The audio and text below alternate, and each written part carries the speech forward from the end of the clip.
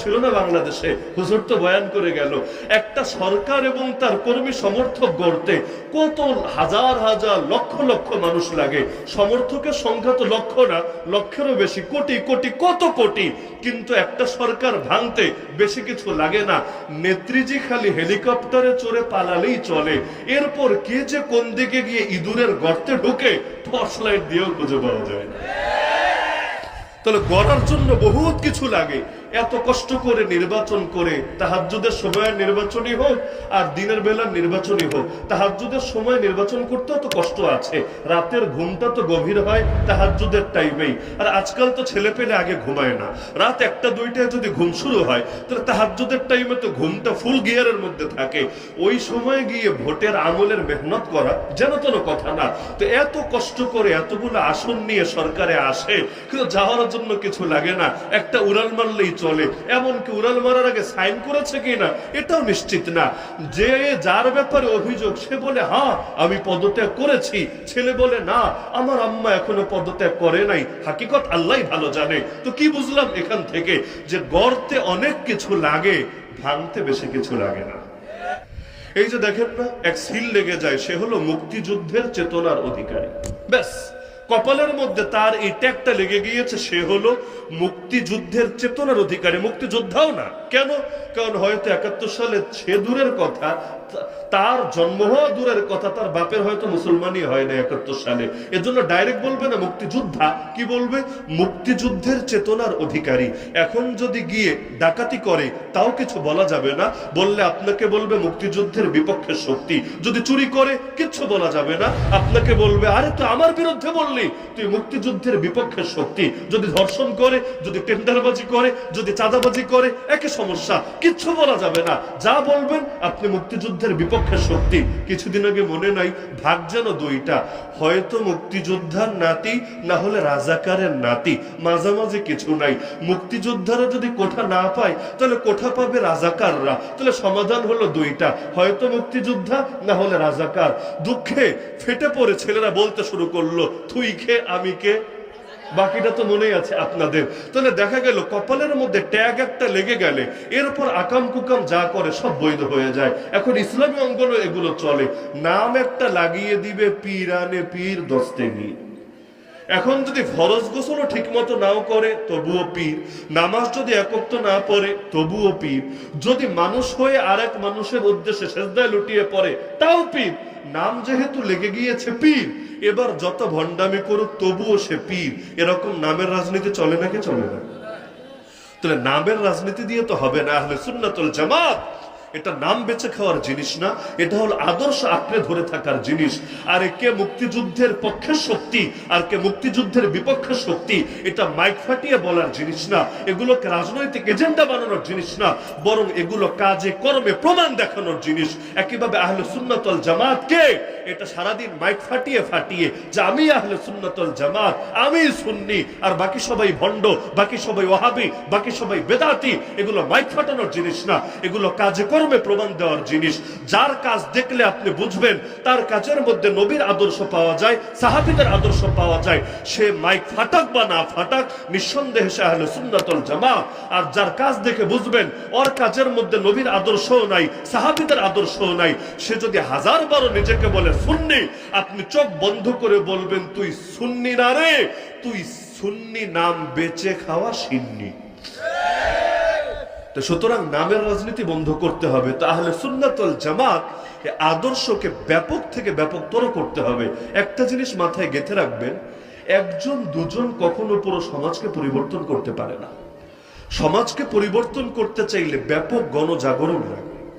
বাংলাদেশ দেশটা ছোট হতে পারে, অনেক ছোট, কিন্তু এই এক ছোট দেশের মধ্যে এত বিশাল পরিমাণ মানুষ বসবাস করে যেটা দুনিয়ার সবচাইতে বড় অনেক দেশের মধ্যেও বসবাস করেন। তাহলে এই যে এত কোটি কোটি মানুষ আছে, শুধু 10 জন 20 জন 100 জন 200 জন হুজুর যদি বছরের 365 দিন প্রতিদিন 5টা করে 10টা করে মাহফিল করে বেড়ায়, তবুও জিন্দগি তো সমাজ পরিবর্তন করতে পারবে না যতদিন না প্রতিটা মানুষ এই সমাজকে পরিবর্তন করার জন্য উদ্যোগী না হয়। আমরা আখিরি নবীর আখিরি উম্মত, আমার রসুলের পর জমিনে আর কোন রসুল আসবে না, আর কোন নবী আসবে না। যদি আর কেউ তারপরে নবুয়তের দাবি করে, আল্লাহ রসুলের হাদিস অনুসারে তাকে দাজ্জাল বলা হয়। দাজ্জাল, নবী বলেছেন আমার পরে কিয়ামতের আগে অন্তত 30টা দাজ্জাল আসবে, যাদের প্রত্যেকে দাবি করবে সে আল্লাহর নবী, অথচ আমি সর্বশেষ নবী, আমার পরে কোনো নবী নাই। তাহলে নবীর পরে যদি নবী না আসে, তাহলে কিয়ামত পর্যন্ত এই দিন মানুষের কাছে পৌঁছবে কিভাবে? কোরআন পৌঁছবে কিভাবে? সুন্নাত পৌঁছবে কিভাবে?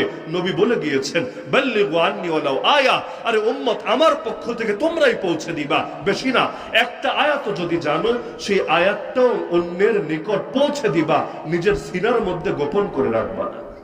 এই যে বাংলাদেশে এত বিপুল একটা গণজাগরণ, গণ অভ্যুত্থান, গণ বিপ্লব হয়ে গেল, আচ্ছা আপনাদের কি ধারণা? বোঝার স্বার্থে উদাহরণ দিচ্ছি আর কি। ঢাকা ভার্সিটি অথবা জাহাঙ্গীরনগর বিশ্ববিদ্যালয়ে গুটি কয়েক ছাত্র ডাক দিয়েছে, আর গোটা বাংলাদেশের কারো কোনো অবদান নাই, বাস তাদের ডাকের কারণে তাদের সহকর্মী অথবা সহসঙ্গী সহপাঠীরা সকলে মাঠে নেমে এসেছে, বাস এমনি এমনি পুরো দেশটা স্বাধীন হয়ে গিয়েছে, মুক্ত হয়ে গিয়েছে। বিষয়টা কি এমন না, বরঞ্চ আমরা বাস্তব অভিজ্ঞতা থেকে বলছি, এই বাংলাদেশে যেই পরিমাণ মানুষ আন্দোলনে সম্পৃক্ত হয়েছে, তাদের অনেকে এই সমন্বয়কদের নামও ভালো মতো শোনে নাই। এমনকি এখনো পর্যন্ত মোট কয়জন সমন্বয়ক ছিল, যারা সামনে বেশি ফেস হচ্ছে এদেরকে হয়তো মোটামুটি চিনে গিয়েছে, কিন্তু তারা ছাড়া মোট কয়জন সমন্বয়ক ছিল, কার কতটুকু ভূমিকা ছিল, এখনো পর্যন্ত অনেকে বিস্তারিতভাবে বিষয়গুলো জানে না। তাহলে এত ব্যাপক এক আন্দোলন হলো কিভাবে? আচ্ছা, আন্দোলনটা শুরু হলো কোটা সংস্কারের দাবি তুলে। কোটা সংস্কারের দাবি তুলে, তো কোটার দরকার তো আমার নাই, কোটার দরকার তো আপনার নাই। মনে করেন যারা কওমি মাদ্রাসা পড়ে, এরা কোটা দিয়ে কি করবে? তবরক খাবে না হালুয়া খাবে? এদের তো সরকারি চাকরির কোনো সুযোগই নাই, কোটা হওয়া আর না হওয়া পরের বিষয়। আচ্ছা, যারা মূর্খ সূর্খ মানুষ, রিক্সা চালায়, ভ্যান চালায়, খেত খামারি করে, এদের কোটা কি রে ভাই? এরা চাকরির জন্য তো জীবনে আবেদনও করবে না, এরা কিন্তু আন্দোলনে নামলো। আরো এরকম বহু শ্রেণী পেশার লোক আছে যাদের চাকরি করার কোনো দূরতম ইচ্ছাও নাই, তারা কেন আন্দোলনে শরিক হলো? এই যে মুগ্ধ পানি বিলাতে বিলাতে গুলি খেয়ে শহীদ হয়ে গেল আল্লাহর বান্দা, তার তো কোনো দরকার ছিল না এই দেশে 2 পয়সা সরকারি চাকরি করা, এর চাইতে বেশি ইনকাম স্টুডেন্ট লাইফে সে নিয়মিত করে যাচ্ছিল, সে কেন আন্দোলনে শরিক হলো? তাহলে মূল বিষয়টা কি ছিল? মূল বিষয়টা ছিল না কয়েকজন স্টুডেন্টের লিডার ডাক দিয়েছে, ব্যাস এমনি এমনি সব হয়ে গিয়েছে। না রে ভাই, কয়েকজন সামনে ফেস হয়েছে, কিন্তু কষ্ট ছিল সবার বুকের মধ্যে, রক্তক্ষরণ হচ্ছিল সবার কলিজার মধ্যে, কিন্তু এই রক্তক্ষরণটা কেউ প্রকাশ করতে পারছিল না, মনের কথাগুলো কারো সামনে বলতে পারছিল না। এমনকি সেই 2013 সালে সেই 5ই মেতে এই যে লক্ষ লক্ষ আলেম তালেবুল ইলম এবং তাওহীদি জনতা জুলুমের শিকার হয়েছে, বৈষম্যের শিকার হয়েছে, রক্ত ঝরিয়েছে, আপনার কি ধারণা ওই কষ্টের বহিঃপ্রকাশ কি 2024-এ এসে হয় নাই? ওই সময়ে যে প্রেক্ষাপট তৈরি হয়েছে, সেই প্রেক্ষাপট কি পরবর্তীতে এই ফসল ঘরে তোলে নাই? আরো যত রাজনৈতিক দলের কর্মীরা বিভিন্ন সময়ে জুলুমের শিকার হয়েছে, তাদের ক্ষোভগুলোকে এই সময়ে এসে প্রকাশিত হয় নাই? তাহলে কষ্ট তো সবার ভেতরে ছিল। যখন একটা সুযোগ পেয়েছে, কেউ আর ঘরে বসে থাকে নাই। এখন তার রাজনৈতিক পরিচয় যাই হোক, এমনকি রাজনীতি বাদ দেন, অরাজনৈতিক লোকই হোক, ছাত্র হোক অথবা যাই হোক, প্রত্যেকে মাঠে নেমে এসেছে। তাহলে কিভাবে এত বড় আন্দোলন সফল হলো? হয়েছে একমাত্র এই মাধ্যমে, যখন প্রত্যেকের ভেতরে জাগরণ হয়েছে, প্রত্যেকের জাগরণটাই এক গণ বিপ্লব আর গণ আন্দোলনে রূপ নিয়েছে। তাহলে এই গোটা বাংলাদেশটা পরিবর্তন করবেন কিভাবে? বেশ ওই আগেরটা বুঝলে এটাও এমনি বুঝবেন যে 10 জন 20 জন 100 জন 200 জন 1000 জন 2000 জন হুজুর বলেন, দায়ী বলেন, দিন দরদি জনতা বলেন, যদি নিজের জীবনকে একেবারে কোরবান করে দেয় আর বাকি কেউ কিছু না করে, তাহলে তারা আল্লাহর কাছে প্রতিদান পাবে ঠিক, কিন্তু এর দ্বারা দেশ পরিবর্তন হবে না, শিরিক বেদাত দূর হবে না। এই বাংলার জমিনে জমিনে আল্লাহর নবীর আদর্শ এবং সাহাবায়ে কেরামের আদর্শ প্রতিষ্ঠিত হবে না, বরঞ্চ এর জন্য প্রত্যেকের ভেতরে সেই জাগরণ তৈরি হতে হবে, প্রত্যেকের ভেতরে এটার জন্য কিছু করার এক উদ্যম আর স্পৃহা তৈরি হতে হবে। এরপর সকলে মিলে যখন বাতিলের বিরুদ্ধে একসঙ্গে স্লোগান উঠাবে, ইনশাআল্লাহ স্লোগান উঠাতে দেরি হবে, বাতিল লেজ গুটিয়ে পালাতে দেরি হবে না। সবকিছু দলিল প্রমাণ দিয়ে হয় না। এই যে এতকাল বাংলাদেশে এত টকশো হলো, হয় না? টকশো তো প্রতিদিন হতে থাকে, এত পরিমাণ টকশো হয়, আপনি যদি দিনে মোটামুটি 5-6 ঘন্টা ইউটিউব শরীফের মধ্যে সময় দেন, তবুও সব টকশো মনে হয় শুনে শেষ করা যাবে না। তাহলে এত এত প্রতিবাদ, এত এত অভিযোগ, এত এত সমালোচনা, কই দেশের কিছুই তো পরিবর্তন হলো না। কিন্তু যখন শুধু কথায় নয় কাজে প্রমাণ দেখিয়ে দিল, তখন আর বসে বসে টেলিভিশনের সামনে ডায়লগ মারা লাগে নাই, অমনি অমনি দেশটা পরিবর্তন হয়ে গেল। কি বুঝলেন? শুধু কথা দিয়ে কখনো সমাজ পরিবর্তন হয় না, বরং যেই পরিমাণ কথা লাগে তার চাইতে বেশি কাজ লাগে। তো শিরিক বেদাত দূর হোক, আপনারা চান নাকি চান না? আরে চান নাকি চান না? যদি চান, শুধু কথা বললেই তো পরিবর্তন হয়ে যাবে, তাই না? শুধু ফতোয়া দিলেই তো পরিবর্তন হয়ে যাবে, তাই না? আমরা যখন ইফতা বিভাগের ছাত্র ছিলাম, আমাদের উস্তাদরা প্রায় সময় শোনাতেন, আমরা নিজেরাও দেখেছি। আমাদেরকে বলতেন বেদাতীদের নির্দিষ্ট একটা আমলের ব্যাপারে, যে আমলের ব্যাপারে প্রচুর পরিমাণ ফতোয়া জিজ্ঞাসা আমাদের কাছে আসে, অনেক প্রশ্ন আসে। কিছু আসে অনলাইনে, বেশিরভাগ আসে অফলাইনে, যে হুজুর এটা বেদাত কিনা এই ব্যাপারে ফতোয়া দেন, এটা জায়েজ না না জায়েজ এই ব্যাপারে ফতোয়া দেন। হুজুররা বলতেন আমরা এই মার্কাজুদ দাওয়ার বয়স তখন 20 বছর অতিক্রম হয়ে গিয়েছে, যে আমরা এই দীর্ঘ 20 বছরেও এর বিপক্ষে লিখিত একটা ফতোয়া দেই নাই। কিসের জন্য? যে আমরা সেটাকে নাজায়েজকে জায়েজ মনে করি, বেদাতকে আমরা সুন্নত মনে করি, এজন্য না, বরঞ্চ এই জিনিসগুলো ফতোয়ার দ্বারা পরিবর্তন হবে না। যারা পরে, এক নম্বরে আমি এটা ক্লিয়ার করি, দুরূদ শরীফ পড়া অনেক ভালো ইবাদত। একবার দুরূদ পড়লে 10টা রহমত নাজিল হয়, একটা না। দুরূদ পড়বেন একবার, রহমত নাজিল হবে 10 বার। কিন্তু যারা আজানের আগে দুরূদ শরীফ পড়ে, আপনি শুধু একটা প্রশ্ন করবেন যে ভাই, পৃথিবীতে কি তুমি প্রথম আজান দিলা নাকি তোমার আগেও কেউ আজান দিয়েছে? বলবে হ্যাঁ অবশ্যই দিয়েছে, বেলাল রাদিয়াল্লাহু আনহু দিয়েছেন, সাহাবীরা দিয়েছেন, তাবেঈরা দিয়েছেন, তাবেঈরা দিয়েছেন। আজান তো নবী শিখিয়েছেন, আর নবী তো যা শিখান আল্লাহর পক্ষ থেকেই শিখান। তার মানে আজান মূলত শিখিয়েছেন কে? আল্লাহ। আল্লাহর দ্বীনের শিক্ষা আল্লাহ দিবেন না তো কে দিবেন? আল্লামানি রাব্বি ফাহসানা তালিমি। এবার তাকে জিজ্ঞাসা করেন, আচ্ছা বেলাল যে আজান শুরু করতেন আল্লাহু আকবার দিয়ে শুরু করতেন নাকি দুরূদ শরীফ দিয়ে শুরু করতেন? বলবে বেলাল আল্লাহু আকবার দিয়ে শুরু করত, তবে আমি দুরূদ শরীফ দিয়ে শুরু করব। তোমার গায়ে কেন চুলকায়? তুমি কি ওয়াহাবি? দুরূদ শরীফ শুনলে কেন গায়ে চুলকাবে? তুমি কি ওয়াহাবি? ডাইরেক্ট প্রশ্ন ছুড়ে দিবে। মানে কথা বলা যায় না, কথা বলার আগে ট্যাগ একটা বরাদ্দ থাকবে।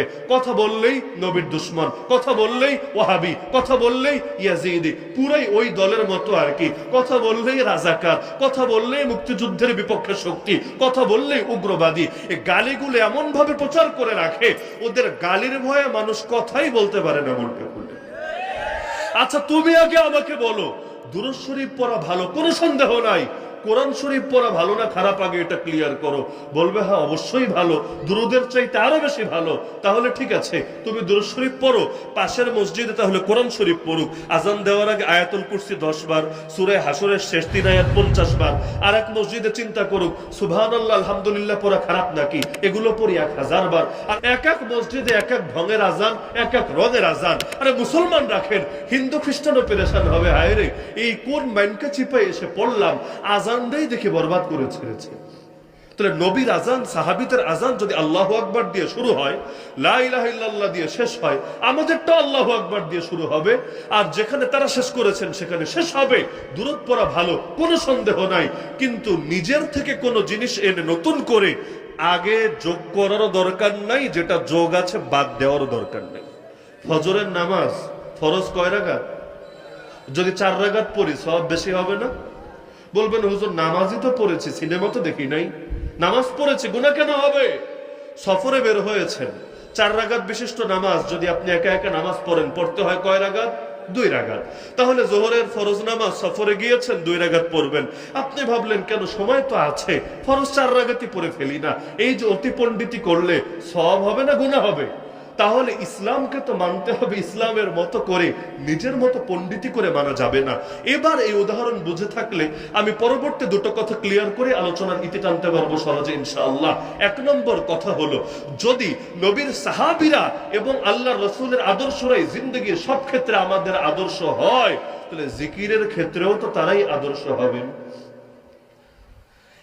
আমাদের সমাজে খুব ভালোভাবে খেয়াল করবেন কথাটা, আমাদের সমাজে জিকিরের উদাহরণ দিতে গেলে অনেকেই হুসাইন ইবনে মনসুর হাল্লাজের উদাহরণ টানে। অনেকে আবার নাম বলে মনসুর হাল্লাজ। মনসুর হাল্লাজ হলো বাবা, কিন্তু যার ব্যাপারে কথাটা বলা হয় সে হলো মনসুর হাল্লাজ না, মনসুর হাল্লাজের বেটা হুসাইন ইবনে মনসুর হাল্লাজ। তার মানে মনসুর হলো বাবা, বেটার নাম হলো হুসাইন। তাকে দিয়ে উদাহরণ দেয় যে জিকির করতে হবে এমন ভাবে যে আনাল হক আনাল হক।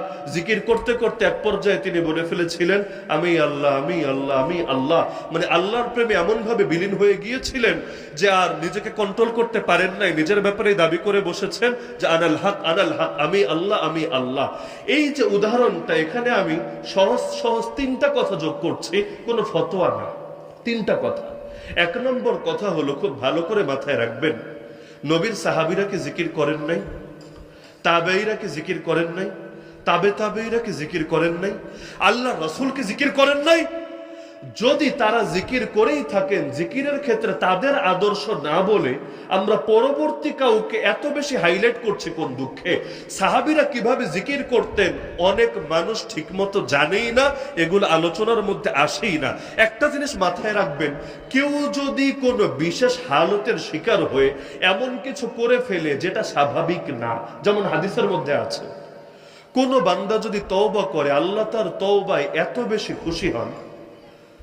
আল্লাহ রাসূল উদাহরণ দিতে গিয়ে বলেছেন, একজন লোক মরুভূমিতে গিয়েছে উট নিয়ে, তার খাবার তার পানি সব উটের সঙ্গেই বাঁধা, কিন্তু হঠাৎ করে মরুভূমির মধ্যে সে এক জায়গায় বিশ্রাম করছিল, এখন বিশ্রাম থেকে উঠে দেখে উট তো আর নাই, উট হারিয়ে গেছে, আর উটের সঙ্গে যে পানি ছিল পানিও নাই, যে খাবার ছিল খাবারও নাই, আর এত বিশাল মরুভূমি, এখান থেকে বের হওয়ার মতো কোনো সুযোগও নাই। কি পরিমাণ পেরেশান হবে সে।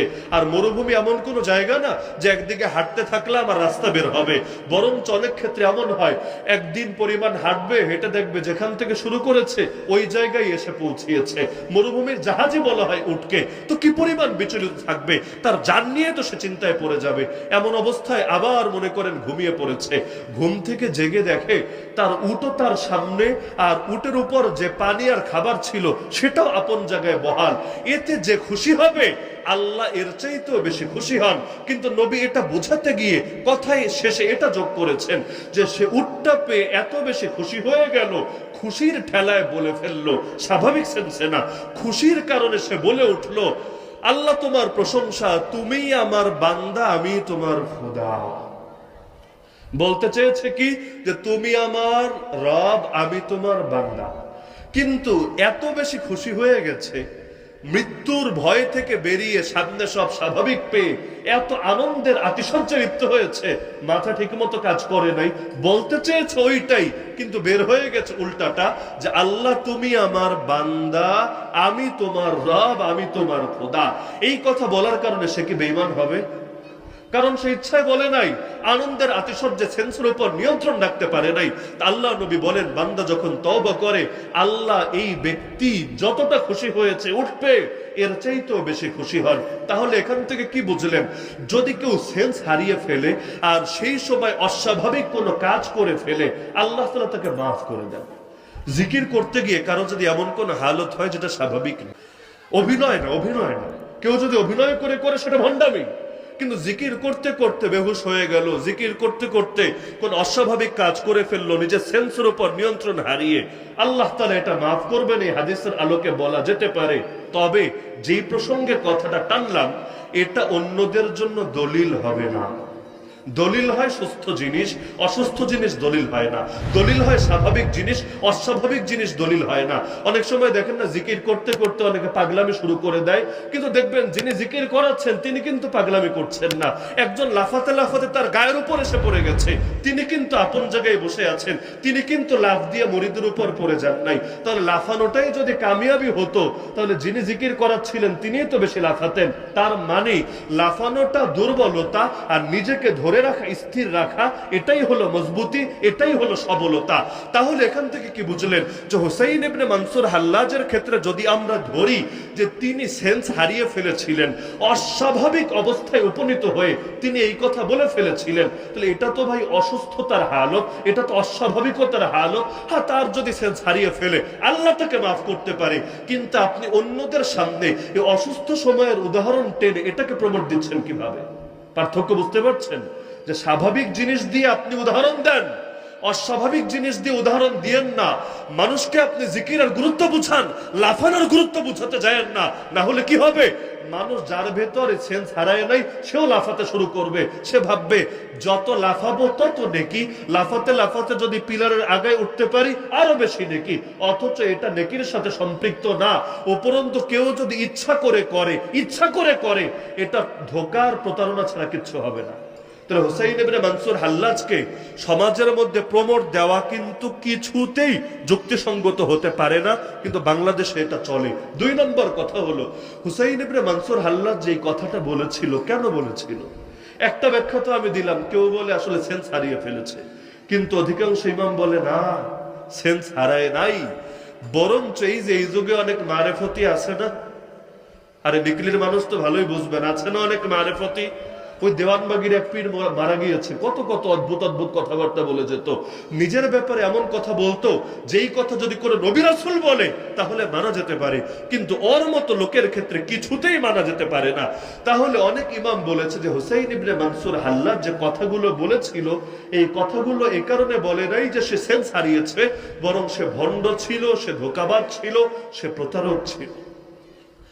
বড় বড় ইমামরা এটার পক্ষে লম্বা চড়া আলোচনা করে গিয়েছেন। এমনকি যারা ইতিহাস পড়েছেন জানেন, ওই যুগে মুসলমানদের খলিফা বুঝেন তো, শেখ হাসিনা খলিফা ছিল? বাংলাদেশে ৭১-এর পরে কোনো খলিফা এসেছিল না। খলিফা মানে হল ইসলামী রাষ্ট্রের যিনি প্রধান হন তিনি। মুসলমানদের খলিফা আলেমদের ফতোয়ার ভিত্তিতে তাকে মুরতাদ হিসাবে, ধর্মত্যাগী হিসাবে মৃত্যুদণ্ড দিয়েছিল। একটা জিনিস মাথায় রাখুন, ইসলামের বিধান অনুসারে কাউকে সন্দেহের ভিত্তিতে কখনোই মৃত্যুদণ্ড দেওয়া যায় না।